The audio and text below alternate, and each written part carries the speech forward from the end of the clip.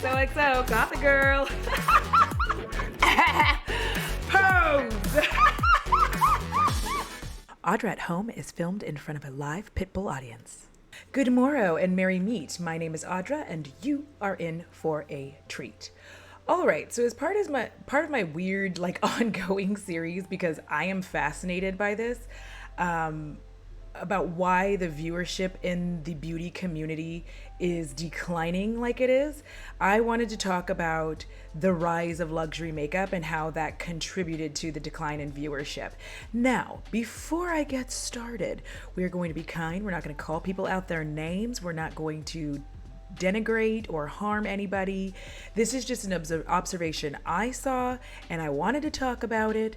So any comments that are being nasty or rude to any creator, I will remove. This is not the space for that. Yeah. All right, now let's get started. All right, so to start, one of the things that I definitely want to make clear is that there were creators who were very much into luxury makeup prior to this change. Prior to specifically 2020, these creators, there were creators that were already doing it. Creators like Alicia Kinky Sweat, Kelsey Brianna J, and Michelle Wong. They were already luxury makeup. Andrea Renee as well. There were several different creators who were already in the luxury sphere, and they're not included in this whole thing. They were already doing it. And I think that is an important distinction to make, because these are creators that whether or not I could afford the makeup wasn't the point. I could just go over there, hang out, and live vicariously through them, which was just chef's kiss, wonderful. Because there were things that I was just like, even if I could afford it, I was like, yeah, I'm not going to spend that kind of money, but thank you for showing it to me. I appreciate you so much, because it looks gorgeous. Them Gucci lipsticks look nice. Thank you for trying all of them. However, one of the big changes in more content creators, more beauty creators moving into luxury specifically has to do with the pandemic. And I will be discussing the pandemic in some further detail later, but when the pandemic came, I feel like there were so many of us who were home, right? We also had a large amount of us had discretionary income for varying reasons that we could actually spend on luxury makeup that we normally couldn't, especially considering as more and more people had to start working from home and all of that good stuff. The amount of money that you would normally spend on gas, lunch, and all of the expenses that are associated with getting to and from work were no longer being spent there, and therefore you could indulge yourself. Also, let's be real, we were a little stir crazy. We were stuck in our homes. I mean, I wasn't, because I am a true introvert in that sense, that I was very, very happy. No one could go outside, and I had everywhere I went, I was like, it's just me here. It's wonderful. But a lot of people were getting stir crazy, and I think a lot of us tend to, shop in multiple different ways, especially when we shop our feelings. All right.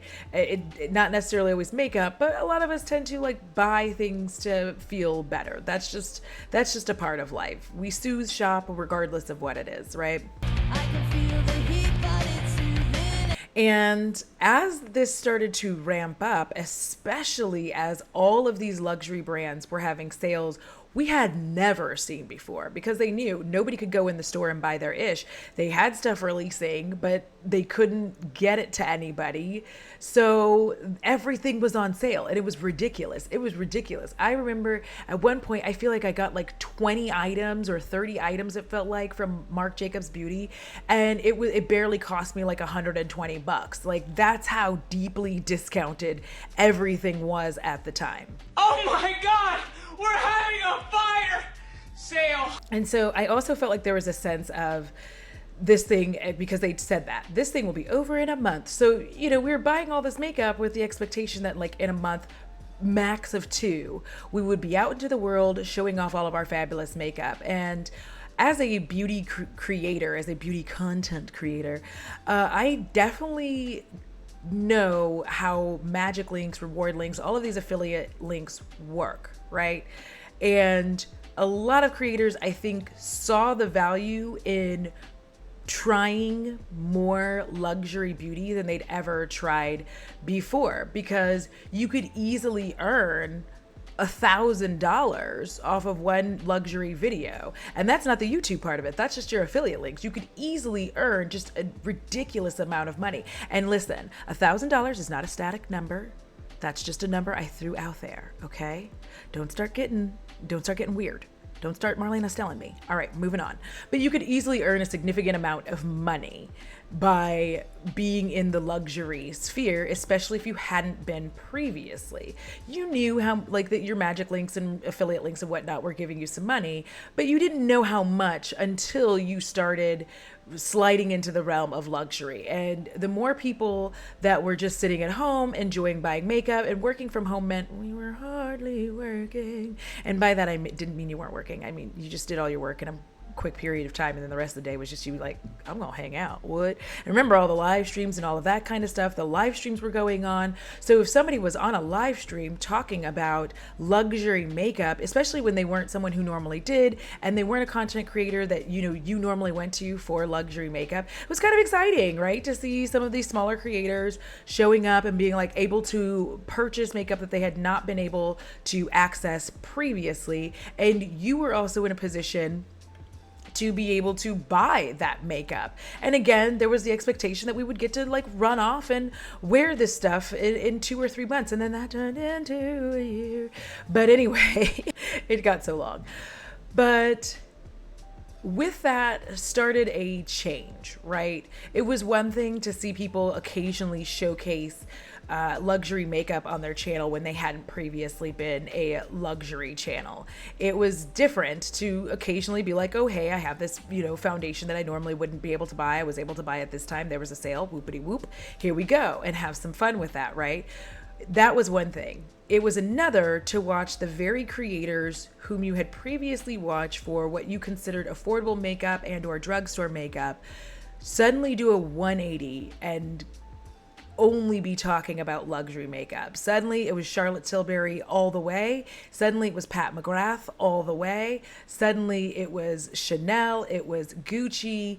And there was a feeling as a viewer watching this where you couldn't quite put your finger on it at that moment, but you saw this shift in the change in their content, where previously they were happy to show you Oma Beauty, they were happy to show you Juvia's Place. All of a sudden it was just luxury. It was Armani. It was all of these brands that they had not previously been regularly featuring on their channel. And I think that as a subscriber, something I felt was that like, I didn't necessarily feel that they were lying, but I also didn't feel great about that change. Now, people are welcome to change their content however the hell they see fit. But if you are regularly going to a creator because they, not only just their personality, but also because of the fact that they were showing you makeup that you could afford, especially makeup that you had to repurchase, things like foundation, brow products, primers, these are things that you are going to normally repurchase about every 3 months or so. The realization that they had moved from showing you affordable makeup to only the higher echelons, I think changed the way you may have viewed that creator. And it also made, I think, a lot of people pull out of watching as much beauty content. It did start to feel very sell, sell, sell. Whether they intended that or not, it did start to feel that way. And come on, let's be honest, that's part of this job. Anybody on YouTube is selling you something, whether it be through a sponsorship or, their affiliate links, or just generally talking about the products that they're talking about. They're there to sell you something. That's part of the job. That's part of any job in entertainment, any movie, any television show. That's part of the job. Whether you see it or not is not the point. But when it felt like that, when you went to the creators community tab and it was very much like just so-and-so's having a sale, so-and-so's having a sale with their affiliate links. You went onto Instagram and that was their entire story about like who was having a sale, click this link, use these links, use my bit.ly link tree. It started to feel very much like you weren't a part of a community anymore. It started to feel like very much you no longer connected to this person. And it really started to feel like you were a commodity as a subscriber. You just started to feel more and more like a commodity and less like a participating subscriber in their channel. Now, with that being the case, I think that that did cause a lot more people to start pulling back because of the fact, as I mentioned earlier, that there were different parts of YouTube that you went to different things.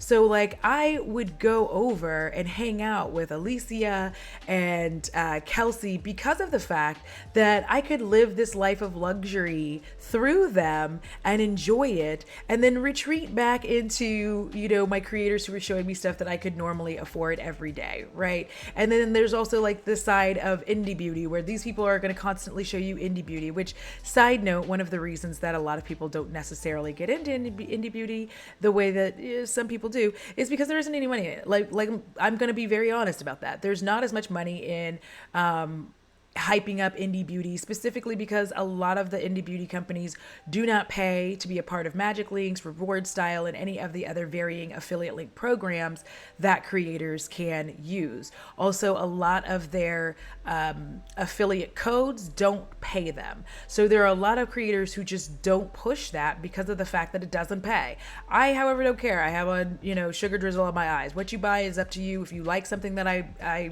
suggested, you buy it, great. If you don't, you don't. It is what it is, right?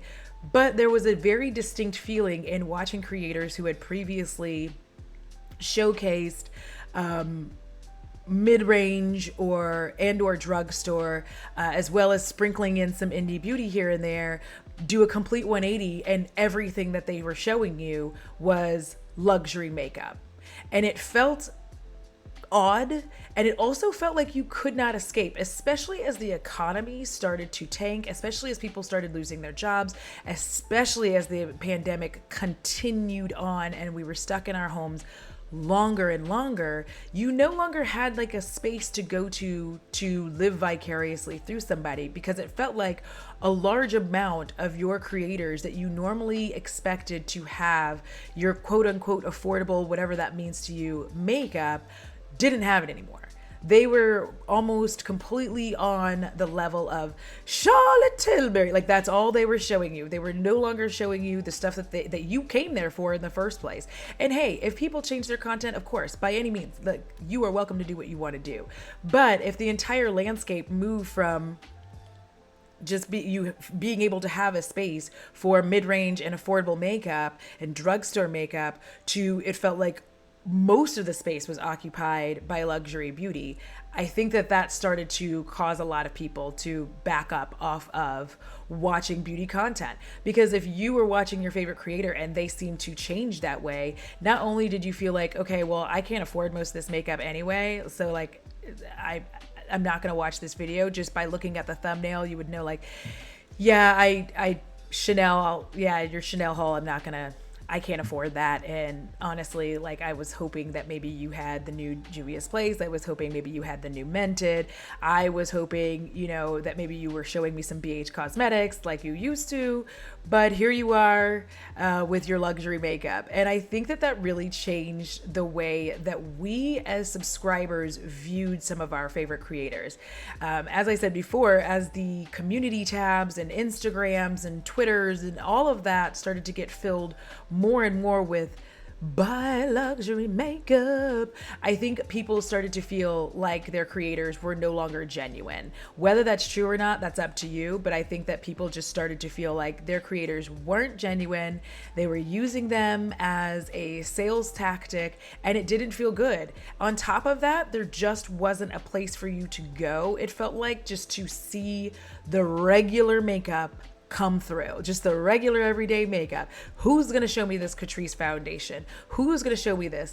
And it began to feel like, when you were watching, especially in these live streams, that it was almost like QVC. I don't know if you felt like that, but you know how in QVC they're like, yes, Jan, and you can't get this anywhere else, not for this price. It really did start to have this sensation that you were being sold to. And even though we are all selling you stuff, there's a difference in feeling like somebody is actually trying to get you to part with your hard-earned money, and feeling like somebody's just looking at a product, reviewing it, and letting you know if they like it. Like for me, as a creator, I tend to stay for the most part in makeup that I can afford. And I think one of the reasons that I'm like this is because of the fact that when I entered the beauty YouTube space, I felt like, I can't afford this. At the time, I think I was making like $11 an hour. I lived in a bedroom. Like, I was a broke ass bitch. And it's one of the reasons why I earlier slid out of the beauty community, because I was like, I can't afford to be here. Like, everybody's buying the new. I don't have money for the new. But fast forward, and my financial situation changes. I'm able to like try and buy a few more products here and there. It was a lot easier. And then obviously I started to get a little bit bigger and be able to be in a position where I get PR. So all of those things factored in to help me to be able to occasionally buy something expensive, luxury even. But the thing about that is, with creators who were doing things like that, just like myself, there was also a comparison factor. Like, for instance, the Catrice foundation to me is better than the Pat McGrath foundation. Say what you will, but it is. And it's far more affordable. I'm about that life. But I like to be able to buy these kinds of things, especially foundations, to compare and contrast, right? And there's a lot of people who like to do the same. Like, is this, bougie ass bronzer better than, this $12 bronzer from Makeup Revolution? Or are they equal? Is there a difference at all? And being able to have a space for comparison and still be able to see affordably priced makeup is one of the things that I think makes beauty YouTube great. Being able to have those comparison spaces and spaces where you can see, and also just generally as a human being, be able to feel a little bit better that you can't afford or don't want to afford a luxury product, and that there is a product within your price range or cheaper that you would prefer to purchase is lovely. Like, that's a lovely sensation. However, if you see your feed filled with the creators that you had previously loved and all of them are talking about luxury makeup, it starts to feel less inviting. It starts to feel like you and your broke ass ain't welcome to the party. That's me. Me and my broke ass ain't welcome to the party. Sorry, I'm so poor. But it also ruins the escape. Hi, BB Bear. He's streaming, so sorry. For me, one of my favorite things about watching luxury beauty channels that have focused on luxury beauty prior to 2020 is the fun and being able to aspire to having that kind of makeup collection, to live vicariously through them, and it's a form of escape. It is a form of escape. It's lovely and it's wonderful. And when I can or should be able to afford that thing, it's nice to be able to go over to Kelsey's channel, find the video that she was talking about that product, use her link, and then buy the product at the time that I can, buy the product. It's a nice little space for me to be. I always create watch lists to whenever I'm ready for like that mode of my life, right? However, if the entire landscape feels like, I'm not saying it became, but if the entire landscape feels like it became luxury, there's no escape. And then I think it also harmed some of these luxury channels that had been doing it previously and prior to 2020, because when the landscape got overwhelmingly luxury and, buy this expensive, Louboutin, like all these kinds of things, once that happened, people not only didn't have a place to escape to, but they didn't want to escape anymore. They're like, well, I don't want to. I'm tired. I'm home all the time. I can't touch other people or be near other people. Of course, I don't mind. I don't want you to touch me, but I don't like being touched. But all of the anxiety around the pandemic and not being able to go out and realizing all that makeup that you bought in March, April, you just couldn't wear it anywhere. And now you were just wearing it for random Zoom meetings. And on top of that, there was just nowhere to go, it felt like, that wasn't pushing luxury something or other. And I think that it got tiresome for subscribers, and just generally a lot of subscribers just started kind of backing out of the beauty space when it feels like everybody is constantly trying to not only sell you makeup, because that's the job, but they're also trying to sell you the highest echelons of makeup. I think that it makes it not a fun place to be. And I do feel like a lot of people who enjoyed beauty YouTube just started to not watch beauty YouTube, period, as luxury makeup began to take over the space. Myself included. I started to explore even more areas of YouTube that I hadn't explored before, because I just didn't want to do that. I need to be able to have a place to escape to. If there's not an escape, which beauty YouTube is one of those places that you escape to, if everything is expensive, if everything is $140 light mask, there's just no place to go. And it's one thing for people to do things as a lark and for it to be fun and funny and for them to be spending money that you don't have to spend. But there's another in watching your favorite creators change their content so abruptly that they're no longer even featuring the makeup that got them there in the first place. If they had 4,000 subscribers prior to 2020, and then now they have 10, 20, 30,000 subscribers on the backs of doing all of this luxury, there's a feeling to you that they turned your back on you. And again, people can change their content. They can. But if you were one of the people that were there prior to that, or you showed up after, there was a level of you understanding that this wasn't their content before. There was a level of you knowing that when you join in, because I don't know about you, but like if I start deciding that I'm going to follow a creator, I start binging a lot of their content to see if it was a one-off or like what they have in there, because then it's like not surprising. I like to not be surprised by any changes in content and whatnot. If somebody was suddenly, or started talking about something that I didn't realize that they talked about, it's kind of cool for me to have gone back and be like, oh no, I know they used to talk about this back in the day. So I do think that the rise of luxury makeup, the feeling of sell, just turned off a lot of subscribers, and they just didn't want to watch beauty YouTube anymore. And seeing those thumbnails constantly pop up with the like face of trying luxury makeup with that face, they're like, ooh, oh my goodness, so luxurious. All of those faces just got to be enough. And I think that turned off a large portion of subscribers. And that's another reason for the decline in viewership in beauty YouTube. And that's it. That is the video. Let me know what y'all think in the comments below. Do you feel like you saw just like a rise in the amount of luxury content in 2020? And do you think that contributed to you maybe sliding out of the sphere of watching? Do you feel like it did become too sales pitchy and you were just like, yeah, I'm not interested in watching this anymore?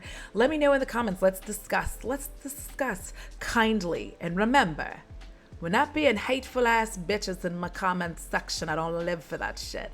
All right. Thank you so much for watching. If you would do me a favor, give this video a thumbs up so then that way the algorithm goddess can push me further down into the algorithm so that I can do whatever I want.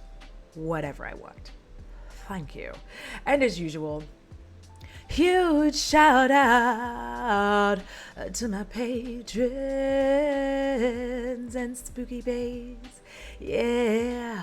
All right. Thank y'all so much for what you do, because you have been able to help me to continue creating the content that I want to create. And you also help to keep the bats in the belfry and the spiders firmly ensconced in their webs. All right. And for all of you who watch, share, like, subscribe, I appreciate you as well. And as usual, it costs $0 to be kind. It's so good for your soul. Be kind. Don't get stepped on. Because if you don't take care of your soul, I'm sure as shit coming for yours. And until next time, XOXO. Gothic girl. So any comments in the comment box that like, well, no.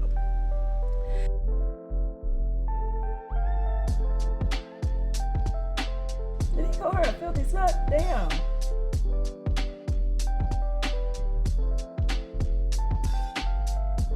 Why am I fighting this dude? Like, I just want this battle to be over. Hell yeah. Yeah, I'm a common lord number 4. Beat that, bitches. Sir, this is a very wild ass game. Okay. Calling people filthy sluts in this game. Okay, they can beat it, so that was just like unnecessary behavior on. Like, you really didn't have to act like that. That was rude. I guess. Filthy slut.